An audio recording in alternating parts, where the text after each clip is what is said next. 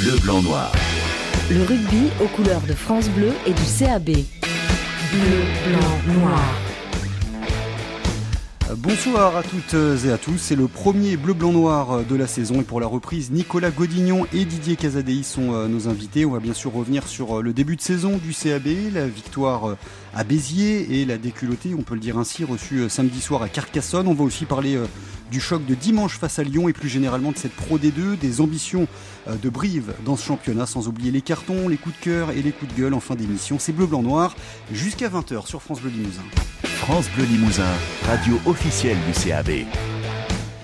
L'entraîneur en chef du CAB, Nicolas Godignon, et l'entraîneur des avants, Didier Casadei, sont donc nos invités ce soir dans Bleu Blanc Noir. Bonsoir messieurs. Bonsoir. Également présents autour de la table, Mickaël Nicolas de La Montagne et Christophe Tastet de France Bleu Limousin. Bonsoir. Bonsoir. Vous avez passé un bel été déjà pour commencer?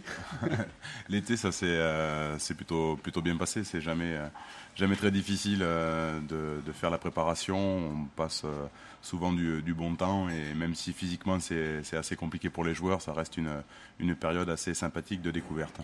Et le CAB, pour rentrer dans le vif du sujet, qui a donc perdu 34-14 samedi soir à Carcassonne. C'était la deuxième journée de Pro D2. Brive menait 27-0 à la mi-temps. C'est une grosse déception pour vous, Nicolas Godignon? C'est plus qu'une déception, c'est une grosse désillusion. On savait qu'on allait souffrir sur ce premier acte avec le vent contre au niveau de l'occupation.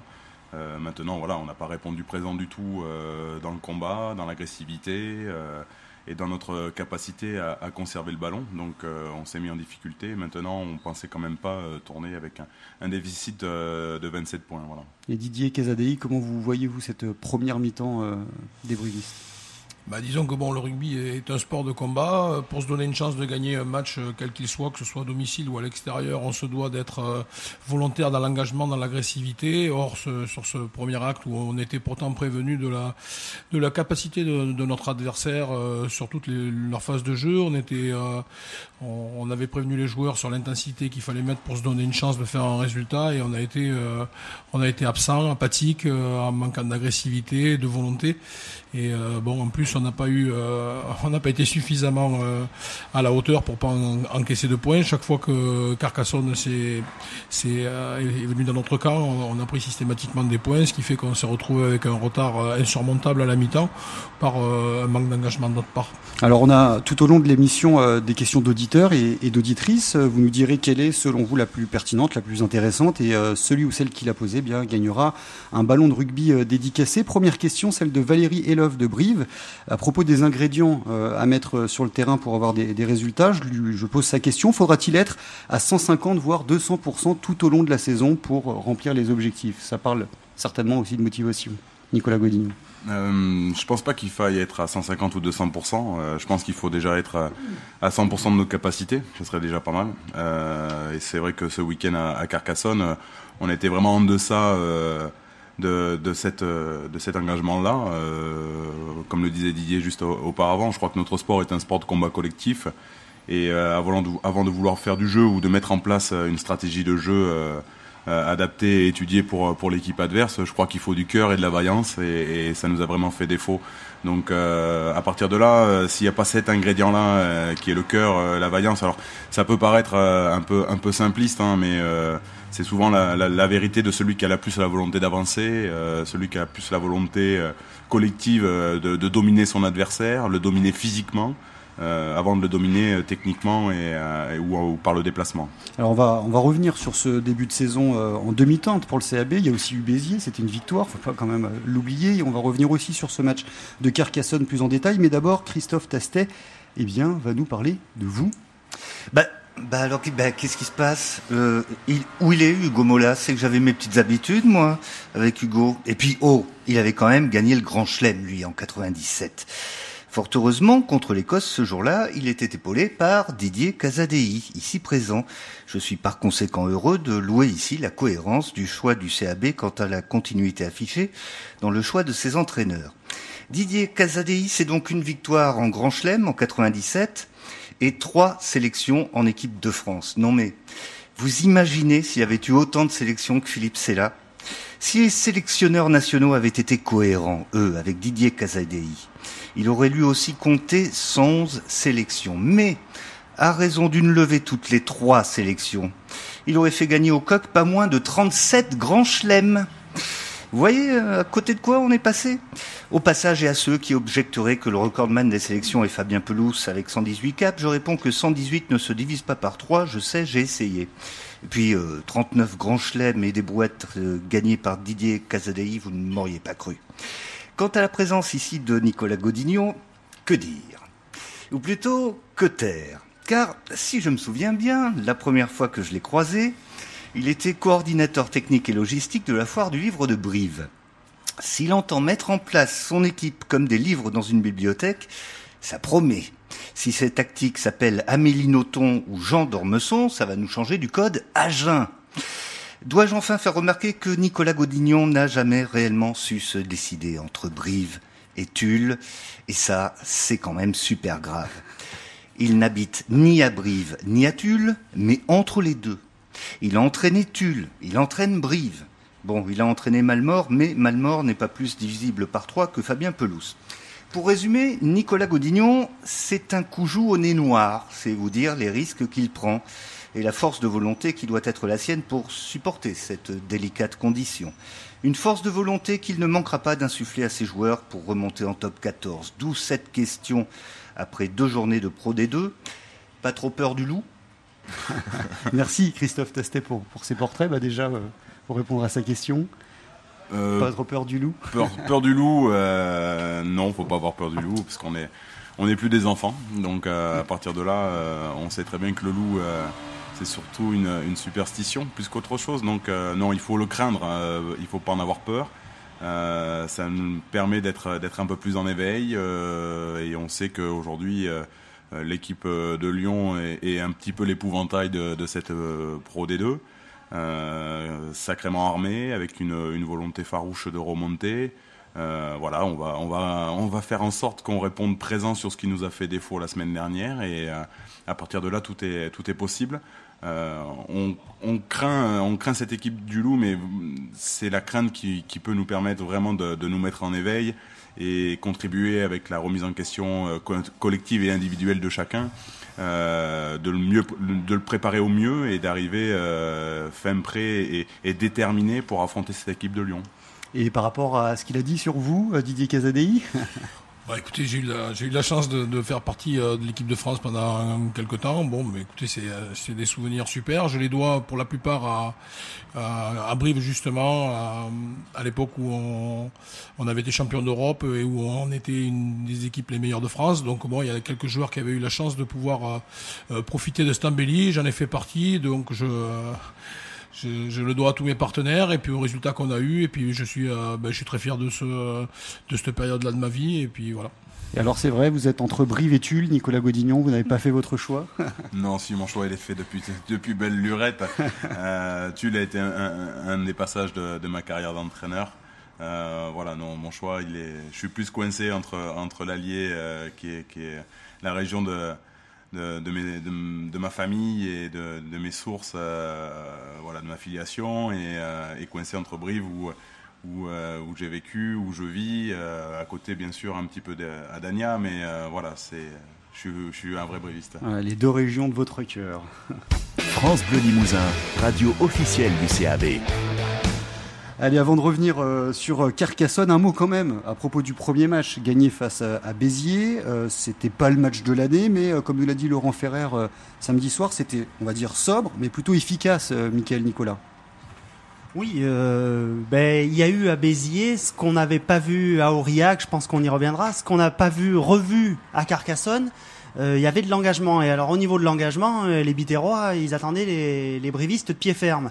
On l'a vu très vite, avec des cartons rouges, peut-être un petit peu excessifs, mais toujours est-il, il y a eu beaucoup de cartons dans ce match, et les brivistes, même, ont su se réorganiser, ont su se tenir effectivement à des choses simples. Ils auraient pu faire mieux, ils auraient pu infliger un score aussi important d'ailleurs que Lyon a infligé à Béziers ce week-end, puisque Béziers a repris un carton rouge en début de deuxième mi-temps, et avant de sombrer complètement. Bon, ça n'a pas marché. C'était un premier match à l'extérieur, mais au moins Brive avait assuré l'essentiel, c'est-à-dire dans un premier match à pression, gagner, se donner de la confiance et se donner des pistes de travail, ou en tout cas savait qu'il pouvait travailler dans la continuité de ce qu'il faisait, ce qui est différent avec Carcassonne, qui remet un petit peu en question, mais pas sur le fond, plutôt sur la forme, c'est-à-dire s'il n'y a pas l'engagement, on pourra toujours travailler l'offensive, on pourra toujours avoir des plans de jeu, c'est ce que disait Nicolas Godignon samedi soir, mais ça servira à rien, puisque les joueurs vont se faire marcher dessus, vont être sur le reculoir,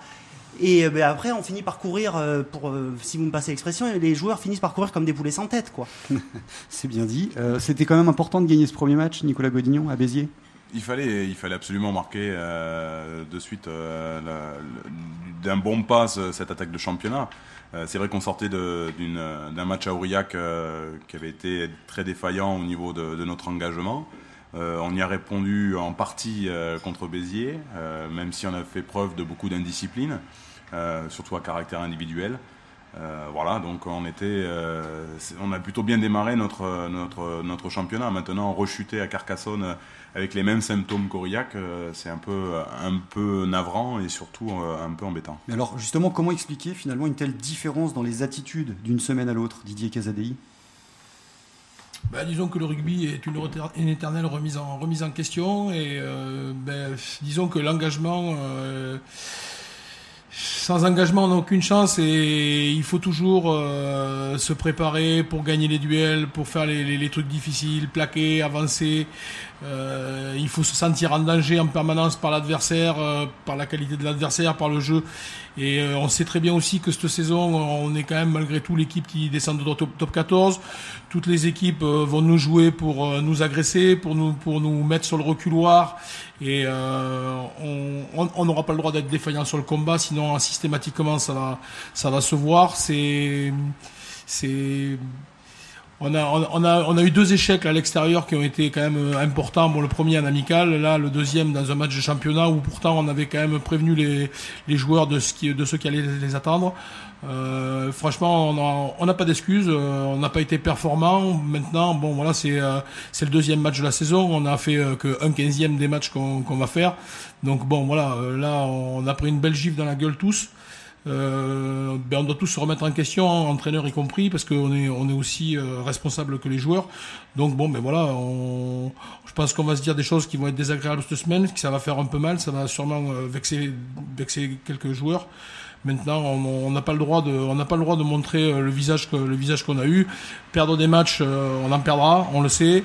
Maintenant, il y a l'image qu'on donne et ce week-end, par exemple, on avait une centaine de spectateurs qui sont venus pour soutenir une équipe, qui prennent de leur temps et de leur argent pour venir nous soutenir, et aujourd'hui on n'a pas été à la hauteur. Je pense que on a tous eu honte ce week-end, sincèrement, que ce soit les joueurs, que ce soit nous, les entraîneurs, ou même nos dirigeants et nos supporters, et cette image-là, on se doit de plus la donner, parce que franchement c'était dégueulasse. Didier Casadei, les mots sont très clairs, il n'y a pas de langue de bois dans Bleu Blanc Noir. Didier Casadei et Nicolas Godignon sont nos invités ce soir. On se fait une petite pause musicale. On va écouter le titre Sergi Danis, choix de Nicolas Godignon. Justement, on se retrouve juste après. France Bleu Limousin, radio officielle du CAB. C'est Bleu Blanc Noir depuis l'hôtel Le Collonge à Brive. Nicolas Godignon et Didier Casadei sont nos invités ce soir sur France Bleu Limousin. On va enchaîner avec une deuxième question d'auditeur. Alors si vous voulez poser des questions tout au long de la saison, il y a plusieurs moyens pour le faire. La page Facebook de France Bleu Limousin, le site internet bleulimousin.fr, rubrique BBN, et puis bien sûr via notre standard de France Bleu Limousin. Alors la deuxième question d'auditeur, celle de Daniel Garot qui habite Saint-Raphaël. Et oui, il y a des supporters du CAB, ou peut-être est-ce un briviste d'origine. En tout cas, il habite à Saint-Raphaël. Et sa question est la suivante: comment Carcassonne, l'un des plus petits budgets de Pro D2, 3,7 millions, peut-il passer 34 points au CAB qui a, lui, plus de 10 millions de budget? Daniel qui se demande aussi si certains joueurs ne sont pas restés uniquement parce qu'ils sont encore sous contrat, et donc ils se demandent est-ce que finalement ils ne joueraient pas avec un petit manque de motivation et d'enthousiasme. Double question. Nicolas Godignon. C'est vrai qu'il y a une différence de budget entre les deux clubs, ça c'est évident.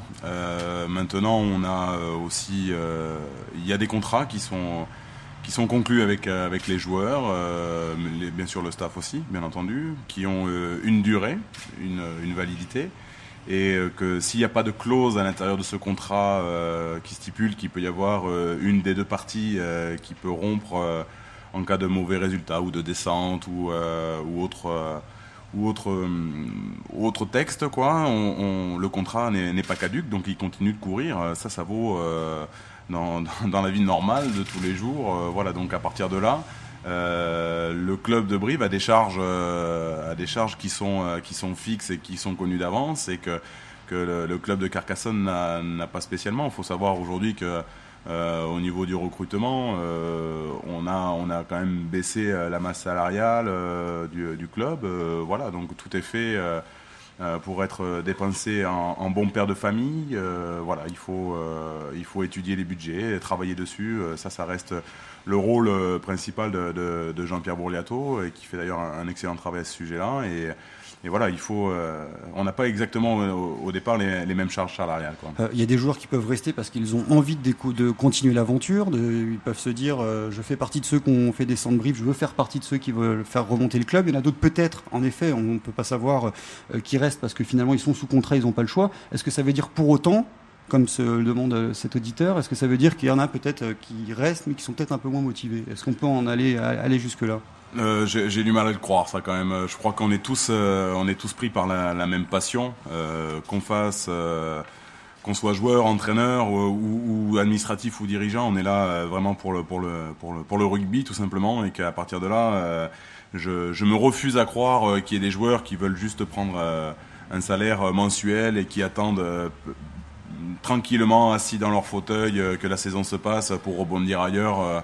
Non, je crois que chacun a de l'orgueil, chacun a quand même une fierté et surtout une passion qui est commune et qui est le rugby, et ça je peux pas l'entendre, non. Mickaël Nicolas de la Montagne. Oui, faut pas chercher d'excuses aux joueurs sur le match de Carcassonne. Après, c'était un match, deux. Le problème, c'est la fréquence, avec Aurillac qui se rapproche, mais Nicolas et Didier l'ont dit.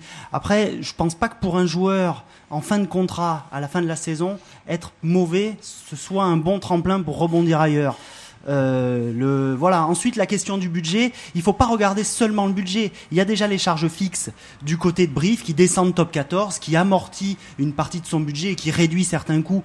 Mais c'est une question de dynamique. Carcassonne remonte il y a 3 saisons. Il y a 3 saisons en Pro D2, se structure depuis dans la perspective d'être performant dans ce championnat, arrive à la 6e place l'année dernière, rate de peu les places qualificatives et se structure et continue à se structurer pour cette ambition-là. Brive doit découvrir, ça n'excuse encore une fois, ça n'excuse pas le piètre match de Carcassonne, mais Brive est davantage dans la découverte avec des joueurs de top 14 qui doivent trouver leur marque et être plus performants et amener un plus à cette équipe pour qu'elle domine, mais qui en même temps, pour le moment, même avec un engagement, voilà, c'est une différence de perspective, et ensuite les choses s'équilibrent. Mais bon, il ne faut pas non plus regarder que l'argent, parce que si, pour Lyon, par exemple, qui là a des moyens démesurés. Le seul budget en hausse, en tout cas ils ont eux leur budget en hausse, c'est le plus gros budget. Didier Casadei, vous avez quelque chose à dire par rapport à ça? Non, mais je pense que c'est vrai que on peut pas faire un constat au bout de 2 matchs, hein. Donc je pense que on pourra faire un constat au bout de 7 ou 8 ou 9 journées. Pour l'instant, c'est vrai que on reste sur la déception du match de Carcassonne, où on a été vraiment on est passé à côté. Maintenant, voilà, on a quand même gagné une fois à l'extérieur. On va recevoir, et je suis persuadé que on va donner un autre visage que ce qu'on a montré là, parce que ce qui s'est passé ce week-end, c'est en dessous nettement de notre valeur. Donc je pense que les joueurs vont avoir à cœur de se mobiliser et de montrer un visage qui est plus réel dès le week-end prochain. Un mot sur les premiers pas des recrues estivales du CAB, Nicolas Godignon. Je crois que c'est à l'image en fait de ce que dit Didier. Il y a toujours un temps d'adaptation entre ceux qui viennent du top 14 pardon, et ceux qui étaient en Pro D2. Voilà, il y a ceux qui connaissent bien le championnat mais qui changent d'équipe, donc c'est un nouveau système de jeu, de nouveaux joueurs avec qui ils évoluent, donc il faut se connaître en tant qu'homme, se connaître en tant que joueur. Il y a toute cette période de découverte, et je crois qu'on n'en est encore pas tout à fait sorti, et à partir de là, je crois que quand tout le monde se connaîtra bien, que tout le monde aura pris la mesure de ce qui nous attend réellement de week-end en week-end, chacun pourra montrer son vrai visage. Voilà. Vous sortez personne du lot. Une question d'auditeur à propos du recrutement, justement. Question de Nicolas Rudel posée sur la page Facebook de France Bleu Limousin. Comment se fait-il que l'on n'ait jamais essayé Clément Marienval à l'ouverture, vu son match ce week-end contre Dax? Hugo Mola n'est plus là pour répondre. Il estime aussi qu'un joueur comme Vessel Jost, vous me dites si j'ai écorché son nom, qui est sur le marché, serait intéressant, car c'est un vrai guerrier, dit-il, et selon lui, selon cet auditeur, c'est ce qui manque peut-être au CAB cette année pour la Pro D2. Alors c'est une double question. Pour répondre à la première, je crois que déjà c'est pas à moi de répondre à cette question-là. Donc premièrement, et puis Clément n'évolue plus parmi nous. Donc voilà, le choix est la réponse est assez facile. Hein, donc voilà, en ce qui concerne après juste de Bourgoin, c'est vrai que c'est un très bon joueur. C'est un client et un taulier aussi de Bourgoin. C'est un joueur puissant, qui a de l'agressivité, c'est vrai qui nous intéressait vraiment dans le recrutement. Maintenant, on avait aussi d'autres priorités. On a un budget à respecter et que quand il nous reste qu'un ou deux postes à prendre et qu'on a déjà pourvu ailleurs, on passe outre mesure. Ça sert à rien d'avoir d'autres joueurs à ces postes-là quand on a d'autres nécessités ailleurs, quoi. Il faut savoir équilibrer l'équipe, son budget, le recrutement. Voilà, il y a des choix à faire et les choix ont été faits. Voilà. Allez, on va s'écouter un petit peu de musique à nouveau. Cette fois, c'est un de vos choix, Didier Casadei. We Are the Champions. Évidemment, c'est Queen sur France Bleu Limousin. We Are the Champions, Queen sur France Bleu Limousin. Un choix de Didier Casadei. C'est l'objectif, le titre de champion de Pro D2 pour le CAB? Disons que on aura plus de chances d'être en Pro D2 qu'en top 14. Donc, je veux dire, pourquoi pas? Pourquoi pas? En fait, cette chanson, je l'ai choisie parce que c'est justement lié à mon meilleur souvenir, le We Are Champion. C'est la chanson qui est passée en boucle une fois qu'on a gagné la finale en 97. Alors, c'est pas pour le titre que j'ai choisi, c'est pour les souvenirs que ça me rappelle. Cette ambiance fabuleuse qu'il y avait, ces sourires, ça reste en mémoire. Et chaque fois que je l'écoute, je pense à ça et ça me rappelle de bons souvenirs.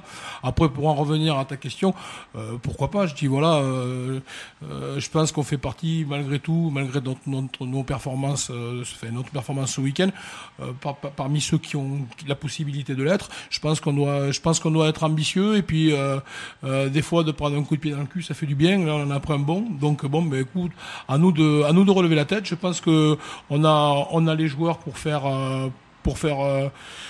pour donner une bonne réplique à Lyon et à La Rochelle notamment, qui sont les deux grands favoris à mon sens. Après, pour la question précédente avec Juste, je garde malgré tout une confiance totale aux joueurs qu'on a récupérés, que ce soit Hugues Briat ou Saïd Irech ou Wakani Bouroutou. Je veux dire, bon voilà, on est content des gens qu'on a pris et on va travailler avec eux et on va bosser pour essayer d'être les meilleurs. Didier Casadei et Nicolas Godignon sont nos invités sur France Bleu Limousin. France Bleu Limousin, radio officielle du CAB. Alors je vais rester tourné vers vous, Didier Casadei. Ouais. Une autre question d'auditeur. Alors je vous préviens tout de suite, il y va pas avec le dos de la cuillère. Il s'interroge sur la forme de Pat Barnard. Il rappelle d'abord, cet auditeur, ce joueur a été élu meilleur joueur de la Coupe du Monde des moins de 21 ans en 2002. Alors ce que nous dit Nicolas, puisque c'est Nicolas Planchon de Brive qui pose cette question, c'est que le joueur devait suivre, dit-il, une préparation physique personnalisée. Mais je le cite, au regard de la brioche à la fois mémorable et lamentable pour un joueur pro, pourrait-on savoir ce qu'il a fait cet été? A-t-il suivi une véritable préparation physique? En clair, demande-t-il, est-il fainéant ou simplement nul? C'est sévère, c'est dur. Quelle est votre réponse, vous qui êtes en charge des avants, justement? Je trouve que je trouve que c'est très sévère. Il a fait des efforts à l'intersaison, oui. C'est quelqu'un qui a perdu du poids. Je pense que ses performances contre Bordeaux ou contre Toulouse en match amical l'ont montré performant. Je pense pas qu'on était en difficulté ce week-end sur la mêlée notamment, où je pense qu'on a quand même dominé Carcassonne. Donc je trouve le jugement de cette personne très sévère. Bon voilà, ne veux pas rentrer dans des débats comme ça. Maintenant, nous, on a confiance en lui. On a aussi Johannes Kotze et Barozzi, Alexandre. Bon, on a trois piliers droits qui sont sensiblement du même niveau. Je pense qu'il y en a quelques-uns qui vont venir à Brive et qui vont couiner aussi avec ces mecs-là. Donc bon, voilà, vous savez, dans les moments difficiles, tout le monde tape un peu fort sur les gens. Je crois qu'il faut garder notre cap, être capable de pouvoir bien se regarder dans les yeux sur ce qu'on a fait et ce qu'on n'a pas fait, et repartir de l'avant. Et je pense que c'est notre seule ligne de conduite. Alors on a parlé de l'ambition de Brive. Didier Casadei dit pourquoi pas le titre de champion de Pro D2. Vous en pensez quoi, Nicolas Godignon ? Je suis sur la même longueur d'onde que Didier. Je crois qu'il faut pas se restreindre de notre ambition. Maintenant, il faut se donner les moyens de notre ambition. On veut bien figurer dans ce championnat. Il va falloir montrer comme un autre visage, quoi, un visage avec du cœur. Et puis, et l'ambition, ça se nourrit par des victoires. Ça se nourrit par des petites victoires au départ. Hein. Ça peut être des duels successifs. Ça peut être une pénalité marquée à la dernière seconde. Voilà, c'est des petits éléments qu'il faut d'abord engranger au fur et à mesure pour glaner un peu de confiance. Et puis continuer d'avancer. Je veux dire, c'est un championnat marathon. Il y a 30 matchs. On en a fait 2. Il en reste 28. Voilà. Plus que la défaite, je crois que à Carcassonne, c'est surtout la manière qui est dérangeante. Comptablement, on est sur 2 matchs à l'extérieur. On repart avec une victoire. On est à +4 aux Britanniques. Le classement britannique est un classement très intéressant pour nous les entraîneurs, puisque ça nous permet de voir en temps réel un petit peu où en sont les équipes. Par la même occasion, La Rochelle est à -4. Donc je crois qu'il n'y a pas non plus, il n'y a pas le feu à la baraque non plus. On a montré des choses qui sont une sous-valeur. On a vraiment montré un visage avec un manque de détermination, parce qu'on pensait que ça serait certainement plus facile et que techniquement on arriverait à passer le cap. Maintenant on se rend compte que contre des équipes qui nous prennent à la gorge, on a un peu plus de mal. Donc il va falloir du travail, avancer, mais on perd pas le cap, on perd pas confiance, et on a l'objectif de bien figurer pour remonter, et pourquoi pas accrocher un titre de champion de France. Il ne faut pas s'interdire d'être ambitieux. Alors vous nous l'avez dit, avant de penser à la qualité du jeu, c'est important, mais il faut d'abord de l'engagement. À ce propos, je vous propose d'écouter Laurent Ferrer, l'un des arrières du CAB. Il est arrivé cet été en provenance de Bordeaux. Du coup, il connaît et le top 14 et aussi beaucoup la Pro D2. Il nous parle des différences qu'il peut y avoir entre les deux. C'est dur de redescendre en Pro D2. Ça fait se casser un petit peu le nez au départ. Le top 14 est un rugby propre, certes engagé, mais propre, avec des joueurs de très haut niveau qui respectent les règles, qui respectent le jeu. Aujourd'hui, sans négliger et sans tirer tort à la Pro D2, c'est un rugby qui est avec beaucoup d'engagement, avec beaucoup de joueurs qui jouent avec plus de valeur qu'avec celle du portefeuille que l'on voit là-haut, celle du rugby spectacle, même s'il n'est pas trop spectaculaire en ce moment. Voilà, il va falloir qu'on travaille sur des bases. Il y a 15 jours à Aurillac, on avait pris un petit peu la température de cette Pro D2, on avait pris 30 points sur un match de préparation. On s'est dit voilà, match de préparation, on n'avait pas envie, on a envie que ça commence. Aujourd'hui, ça a commencé. Et la température, on a vu celle que c'était. Et je peux vous dire qu'à Auch, à Tarbes, à Pau, à Oyonnax, à Aurillac, à Narbonne et partout où on ira, ce sera exactement la même chose. Si ce n'est pire avec le mauvais climat qui va arriver, avec l'hiver qui va arriver. Donc il va falloir qu'on travaille dur. Nos ambitions de jeu, qu'on les garde, parce qu'il faut quand même jouer au rugby, mais qu'on fasse les choses dans l'ordre, qu'on mette l'engagement qu'il faut, notre conquête, notre occupation, nos bases, et ensuite se remettre la tête sur les épaules et se mettre une petite claque à tous. Voilà, Laurent Ferrer, l'une des recrues estivales du CAB. Vous êtes d'accord, j'imagine, avec ce qu'il dit L'analyse est très bonne, l'analyse est très très bonne. Je crois qu'il a juste sur toute la ligne. Mais c'est un discours qu'on tient entre nous, donc on est tous sur la même longueur d'onde, le groupe avec nous, on sait très bien où on va. Il l'a très bien résumé parce qu'il a l'expérience de cette Pro D2, alors que certains ne l'ont pas tout à fait. Voilà, il faut continuer. Je crois on fait encore un peu trop de parallèles avec la saison dernière, le top 14.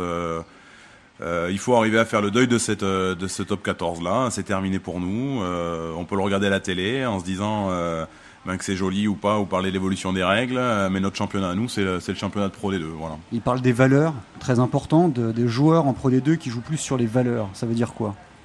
Ça veut dire que c'est résumé, mais les valeurs, elles existent aussi au-dessus, elles existent en dessous. C'est les valeurs de notre sport qui fait que quand on fait front collectivement dans ce sport de combat collectif, parce qu'il faut vraiment le rappeler, c'est vraiment le sport de combat collectif. On a tellement de phases de combat dans notre jeu entre les rucks, la mêlée, les ballons portés, le plaquage, etc. que si on est défaillant à ce niveau-là, c'est toujours un peu compliqué. Et les valeurs, c'est les valeurs de notre sport et les valeurs qu'on doit avoir au quotidien aussi, et qui font que les hommes et les joueurs sont sur la même ligne directrice, quoi. Alors, on a à nos côtés un supporter de Brive qui est venu nous voir à l'hôtel Le Collonge. Bonjour Loïc.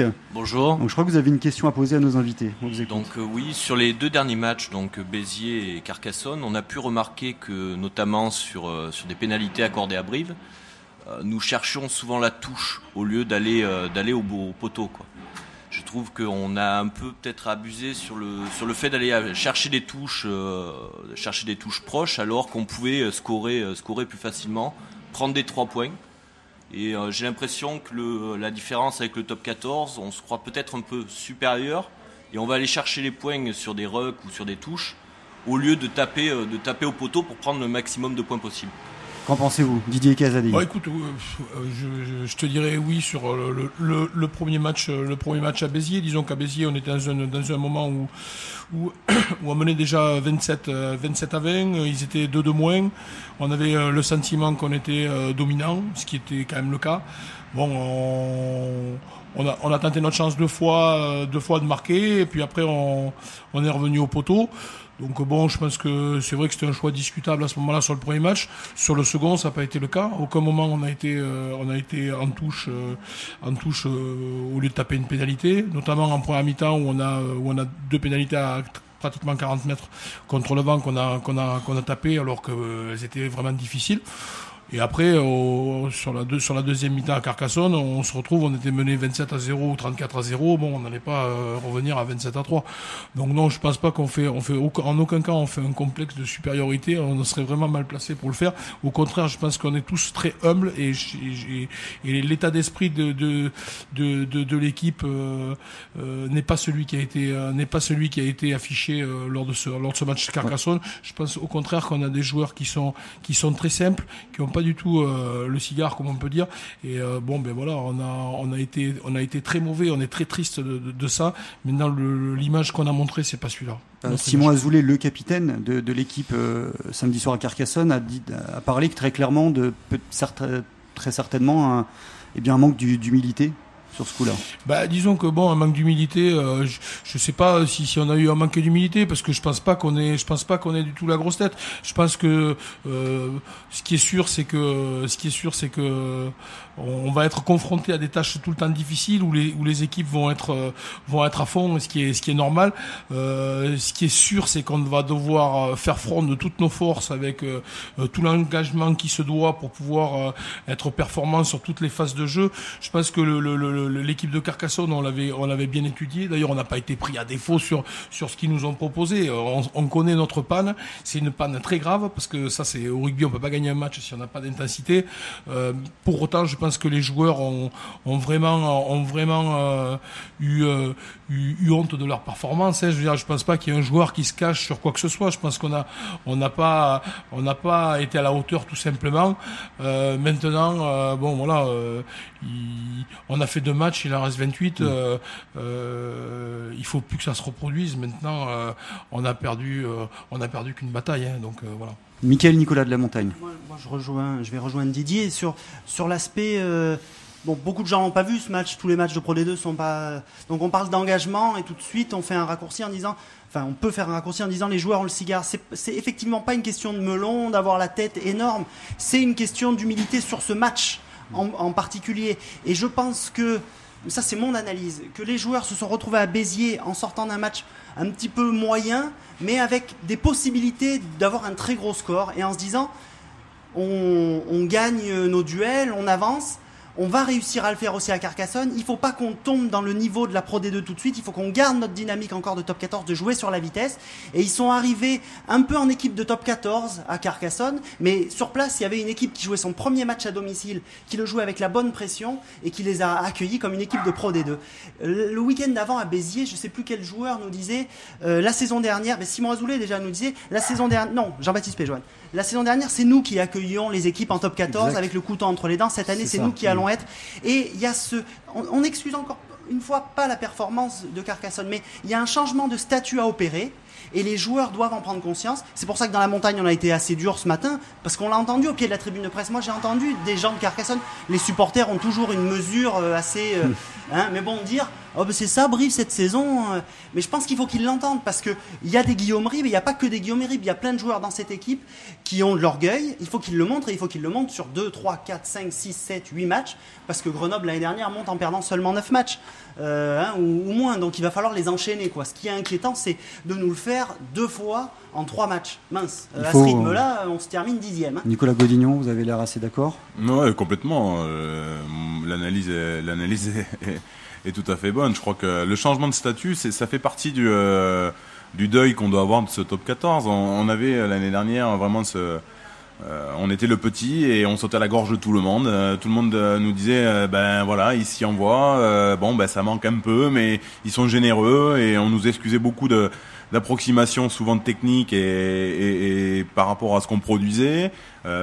Parce qu'on s'envoyait en défense, parce qu'on s'envoyait dans les regroupements et qu'on avait du cœur à revendre. Alors c'est certainement plus honorable, certes, mais à l'arrivée, l'efficacité était quand même assez limitée vu qu'on a quand même explosé sur les 3 dernières journées.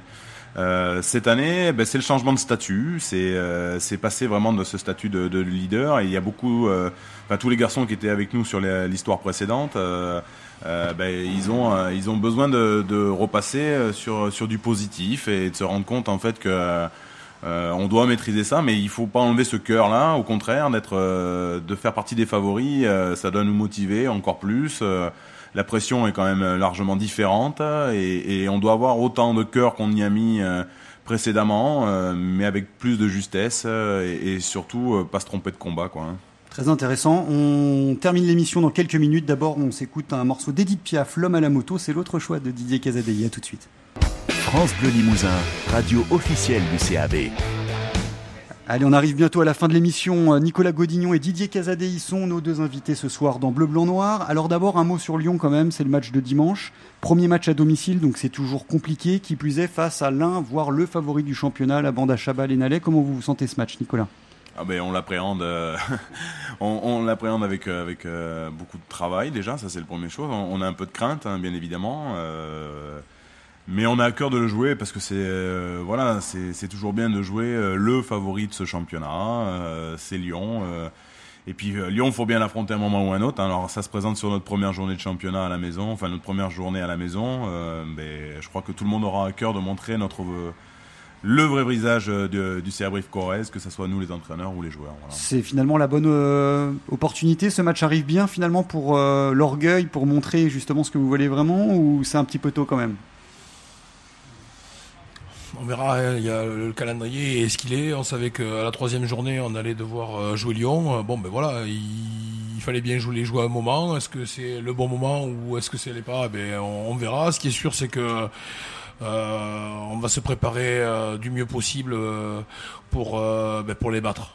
Voilà, donc il va falloir qu'on arrive à retrouver de l'entrain, de l'agressivité, de la volonté,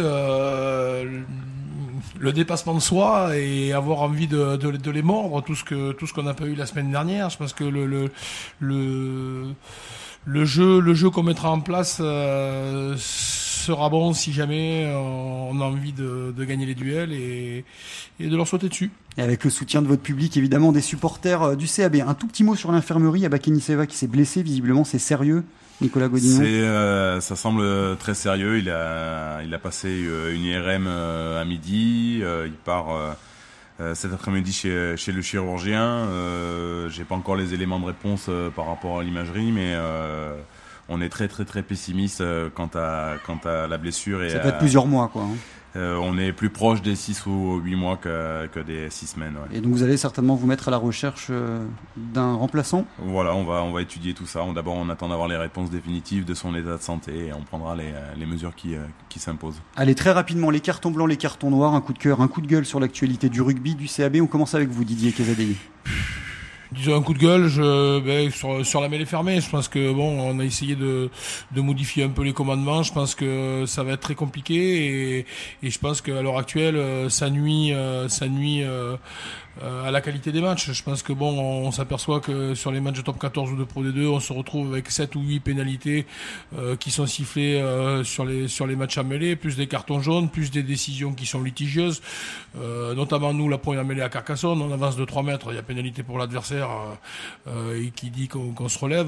Je pense que les arbitres sur ça sont pas très performants et je trouve que c'est très ennuyeux de la mêlée en ce moment. On y reviendra sur ces nouvelles règles dans la prochaine émission la semaine prochaine. Un carton blanc très rapidement, Didier ? Non, pas de carton blanc. Pas de carton blanc, ok, on attend plus tard. Alors, Nicolas Godignon. Un carton noir, non, je rejoins assez Didier sur la mêlée, ça nous pose vraiment problème, on n'arrive pas à trouver de solution, que ce soit par le jeu, par la sanction, c'est vraiment aujourd'hui ce qui fait vraiment défaut à notre sport. On a une phase de combat qui n'en est plus une, enfin qui en est une mais qui donne plus nature au jeu, et ça c'est vraiment problématique. Ouais. Un carton blanc éventuellement ? Un carton blanc. C'est dur là, après Carcassonne. Non, c'est pas spécialement dur. Je tire mon chapeau à cette équipe de Grenoble qui a attaqué ce championnat de top 14 avec du cœur, ouais, vraiment. Et qui vient de gagner donc face au Stade Français. Merci beaucoup à vous, c'est déjà la fin de cette émission. On se retrouve la semaine prochaine et bien sûr dimanche pour ceux qui ne peuvent pas aller au stadium. Vous pourrez suivre en intégralité cette rencontre entre Brive et Lyon, prise d'antenne 18h30, coup d'envoi à 18h50. Mickaël Nicolas aussi, là droit c'est carton, vous avez raison, carton blanc, carton noir, Mickaël. Très vite alors. Carton blanc, Thomas Larangera, un jeune de la formation briviste qui est rentré et qu'on espère, on pense voir plus cette saison. Carton noir bien évidemment pour Bakani Seva qui se blesse en plus à Carcassonne sur un coup d'éclat. Alors les brivistes étaient très loin de la ligne mais ils tapent par-dessus, ils foncent et malheureusement c'est en retombant. Dommage. Ouais, triste. C'était une belle action et derrière il se pète au niveau du genou. On en reparlera également. Merci à vous Nicolas Godignon et Didier Casadei d'être venus nous voir. Mickaël Nicolas de la Montagne, Christophe Tastet de France Bleu Limousin. On se quitte en musique avec le deuxième choix de Nicolas Godignon, le groupe Stereophonics et le titre Lying in the Sun. À très bientôt.